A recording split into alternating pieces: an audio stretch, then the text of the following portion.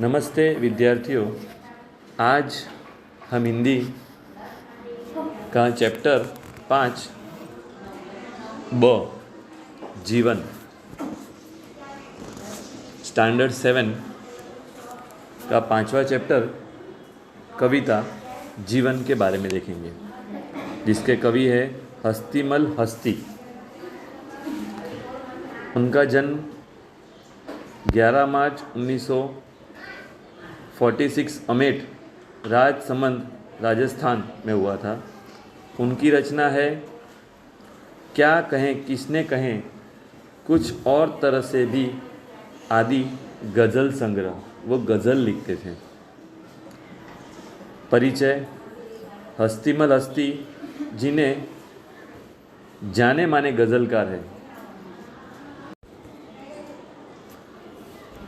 हस्तिमल हस्ती जी जाने माने गज़लकार हैं। गज़ल के अतिरिक्त उन्होंने दोहे और गीत भी लिखे हैं। दोहे और गीत भी उनके द्वारा लिखे गए हैं।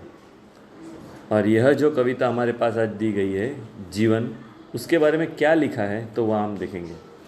प्रस्तुत रचना में मतलब प्रस्तुत कविता में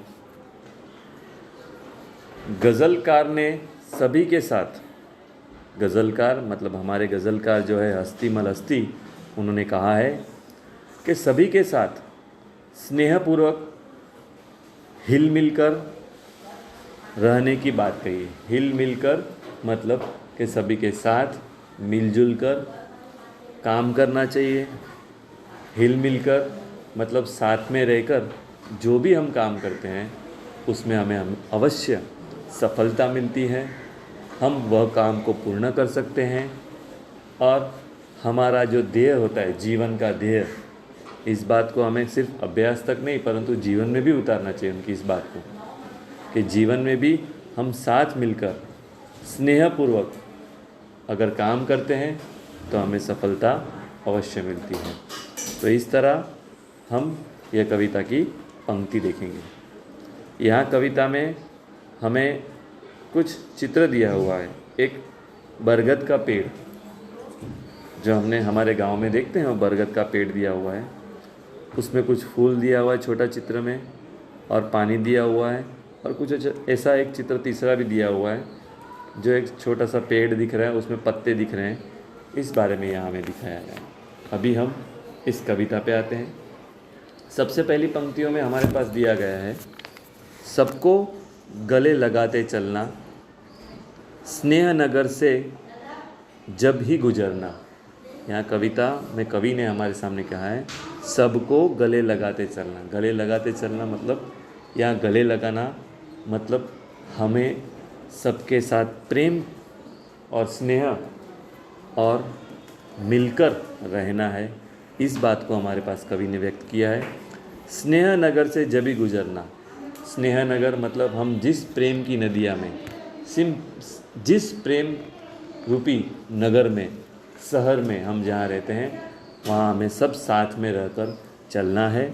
और जब भी हम इस नहर में से जाते हैं, इस गली से जाते हैं, इस शहर से जाते हैं, तो हमें स्नेह नगर जैसा मतलब एक उपमा दी गई है कि सबको गले लगाते चलना मतलब सबको साथ लेके चलना। और स्नेह नगर से जब गुजरना पंक्ति कविता रूप में प्रस्तुत की है। जब भी आप स्नेह नगर से जाओ मतलब कि प्रेम पूर्वक नदियों में से जाओ तो उसका आनंद लेते लेते सबको साथ लेकर चलना है, सबको प्रेम करते चलना है, सबको स्नेह करके चलना है। अनगिनत बूंदों में कुछ को ही आता है फूलों में ठहरना। क्या लिखा है यहाँ पे? अनगिनत बूंदों में कुछ को ही। अनगिनत बूंदे मतलब कवि हमारे पास यह कहते हैं कि अनगिनत बूंदे, बारिश की कुछ ही बूंदें होती है जो फूलों पे ठहरती है। फूलों पे ठहरती है मतलब फूल के ऊपर जब बारिश की बूंद पड़ती है तो वह बूंद को ही, बहुत सारी बारिश की बूंदें पड़ती हैं परंतु उनमें से को ही मतलब 1 या 2 या 3 या 4 या 10 या 15 वही बूंद उस फूल पर रह जाते हैं, बाकी की सब बूंदें ज़मीन पर पड़ते हैं। मतलब कवि यह कहते हैं कि अनगिनत बूंदों में कुछ को ही आता है फूलों पर ठहरना, मतलब कुछ लोग ही होते हैं जो स्नेह करते हैं, बाकी के लोग स्नेह नहीं करते हैं। मतलब कवि हमें इस उदाहरण के द्वारा, इस पंक्ति के द्वारा ये भी समझाने का प्रयत्न करते हैं हमें किस तरह बनना चाहिए। कुछ अनगिनत बूंदों में से, मतलब कुछ बूंदे ही हमें बनना चाहिए। हमारे जीवन में हमें कैसा बनना चाहिए? कुछ बूंदों की तरह जो फूलों के ऊपर भी ठहर जाते हैं। अगर हमारे, समझो इससे उदाहरण देना चाहता हूँ मैं, तो हमारे समझो सभी हमारे मित्र होंगे हमारे पड़ोस में, तो हम जब गांव में जाते हैं, कहीं भी जाते हैं, तो समझो कितने साल के बाद हम वहाँ पड़ोस में मिलते हैं हमारे मित्रों से, तो वो मित्र हमें बुलाता है, अरे आओ आओ, बहुत दिन के बाद आए आप। तो वह मित्र को क्यों बाकी सब मित्र बुलाते हैं वहाँ के? क्योंकि उसने अपनी मित्रता इस तरह निभाई होगी, उसने इस तरह अपना स्नेह, अपना प्रेम अपने मित्रों से बांटा होगा और इस तरह आनंद किया होगा। और दूसरा कोई दोस्त होगा, वो सबके साथ झगड़ा करके गया रहेगा अपने मित्रों के साथ गांव से, तो वो जब वापस गांव में आएगा तो क्या वो मित्र उसे बुलाएंगे? नहीं बुलाएंगे, क्योंकि उसने लोगों को स्नेह नहीं दिया परंतु उनसे झगड़ा करके गया। तो इस तरह यह उदाहरण से हमें अनगिनत बूंदों में से कुछ ही बूंदे आते हैं फूलों पे ठहरना, इस तरह हमें समझना है। आगे बढ़ते हैं। बरसों याद रखे ये लहरें, सागर से यूं पार उतरना। बरसों याद रखे ये लहरें, मतलब जिस तरह हम कोई बात को हजारों साल, बरसों तक, हम हजारों साल मतलब कई सालों तक, कई सालों तक हम याद रखते हैं, तो सागर यूँ पार उतरना, तभी हम उससे पार उतरते हैं। मतलब कि अगर हम स्नेह से, प्रेम से कोई भी याद को, कोई भी बात को हम लेकर आगे बढ़ते हैं, तो सागर यूँ पार उतरना, मतलब हम जो ये जीवन का जो चक्र है, जीवन का जो सागर रूपी हमारा जो जीवन है, वो हम यूँ ही पार कर सकते हैं, यूँ ही हम आगे बढ़ सकते हैं, स्नेह के माध्यम से, प्रेम के माध्यम से। आगे बढ़ते हैं। फूलों का अंदाज सिमटना, खुशबू का अंदाज बिखरना। यह पंक्ति हमारे लिए बहुत कुछ कह जाती है। फूलों का अंदाज होता है सिमटना। जब फूल खिलते हैं तो उसका कार्य क्या होता है? खुद को नुकसान पहुंचा के दूसरे को सुगंध फैलाना। फूल जब उगता है तो उगने के बाद उसका जो अंदाज होता है वो इतना कुदरती सौंदर्य हमें देखकर इतना आकर्षित करता है कि हमें बहुत मोहक लगता है, बहुत आनंद होता है।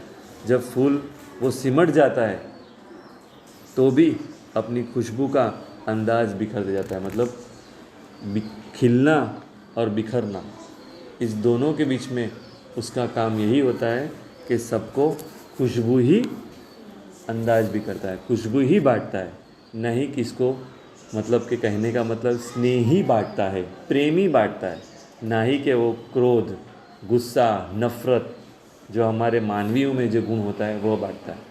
वह यही स्नेह और प्रेम ही बांटता है। गिरना भी है, बहना भी है जीवन में, जीवन भी है कैसा झरना। बहुत अच्छी लिखी ये पंक्ति यहाँ। गिरना भी है, हम हमारे जीवन में कभी, हर एक कार्य में कभी गिरते भी हैं, बह भी जाते हैं। मतलब हम कुछ लोगों के नाद में, कुछ लोगों के विचारों से, अच्छे विचार हो तो हम तैर जाते मतलब हम सफलता की पूंजी प्राप्त कर लेते हैं। परंतु अगर हम कोई ऐसे मित्रों के साथ लग गए तो हमारा जीवन भी बर्बाद हो जाता है। जीवन भी है कैसा झरना, जीवन को उन्होंने झरने के साथ तुलना की हुई। झरना कैसे बहते बहते अपना सुंदर मधुर आवाज़ जो हमें शांति प्रदान करता है। कभी आप, एक बात है कि कभी आपको बहुत ही कंटाला आता है, कभी मूड आउट है आपका, तो आप कभी भी कहीं झरना हो या समुद्र किनारे अगर 5-10 मिनट बैठे हो तो आपको उनके आवाज़ से, उनके साउंड से, उनकी ध्वनि से आप ध्यान से सुनोगे तो आपका मन जो एक कंटाल गए हो, आप प्रॉब्लम में हो, समस्या में हो, तो उनकी आवाज़ से आपका मन एकदम आनंदित हो जाएगा और आपका मन फ्रेश हो जाएगा। कहते हैं ना, माइंड फ्रेश हो जाएगा, उस तरह का है।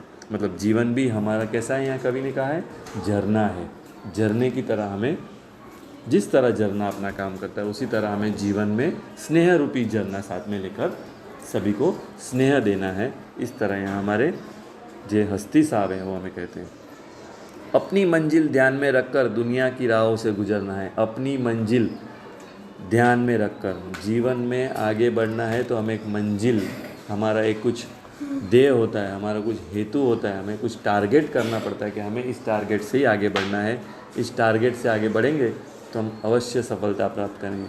कभी कभी हम हमारे ध्येय से, हमारे टारगेट से विचलित भी हो जाते हैं, परंतु इस मंजिल को ध्यान में रखकर कि हमें स्नेह बांटते बांटते, सबको साथ लेकर, सबको प्रेम देकर, सबको मदद कर कर हमें आगे बढ़ना है। क्योंकि हम सबको मदद करेंगे, स्नेह देंगे, प्रेम देंगे तो उस कार्य में हमें भगवान भी साथ साथ का मदद करते हैं कि यह व्यक्ति सभी को मदद करता है तो हमें इनकी मदद करनी चाहिए।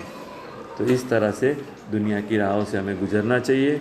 पर्वत, मिट्टी, पेड़ ज्यों रहते जग में सबसे हिल मिल रहना है। जिस तरह हमारे पृथ्वी पर पर्वत है, मिट्टी है, पेड़ है, जो रहते जग में, जो इस दुनिया में है, सबसे हिल मिल कर रहते हो। कल उठ के पेड़ बोलेगा, पर्वत बोलेगा नहीं मैं यहाँ से नहीं हटूँगा, मिट्टी बोलेगा मैं यहाँ से हटूँगा ही, मैं कुछ करूँगा ही नहीं, मैं मिट्टी में कुछ उगाने नहीं दूँगा। पेड़ बोलेगा मैं उगूँगा ही नहीं। जैसे हमारे पास बहुत सी ऐसी स्टोरी होती है, ऐसी ऐसे होती है, निबंध होती है, उसमें लिखा है अगर सूरज नहीं उगा तो उस तरह की विचारणा अगर ये सभी लोग कर लें तो कैसा विनाशक होगा हमारे साथ। तो जिस तरह ये सभी पर्वत, मिट्टी, पेड़, जग में हर एक वस्तु, मतलब पृथ्वी पे हर एक वस्तु जो है एक दूसरे के साथ हिल मिल कर रहते हैं, तभी वो कार्य संपन्न होता है। बराबर है। तो इस तरह से इस गज़ल जो हमारे पास जो कवि हस्ती ने हमारे पास जो ये कविता रखी है जीवन, इस जीवन के बारे में, या उन्होंने हमारे स्नेहपूर्वक और सबके साथ हिल मिल कर चलना चाहिए, इस बारे में हमें इस कविता के द्वारा उसका सुंदर ज्ञान दिया है। तो इस तरह हमारी इस कविता को हमें सिर्फ सुनना नहीं है, इनके विचारों को अपने जीवन में भी अपनाना है। तो इस तरह से हमारी यह कविता 5वीं जीवन यहाँ पूर्ण होती है। तो इस तरह से हमारे इस वीडियो को सभी बच्चे शेयर करना, लाइक करना और सब्सक्राइब करना, और ज़्यादा से ज़्यादा ये वीडियो सभी को शेयर करना और इस वीडियो का आनंद लेना। Thank you.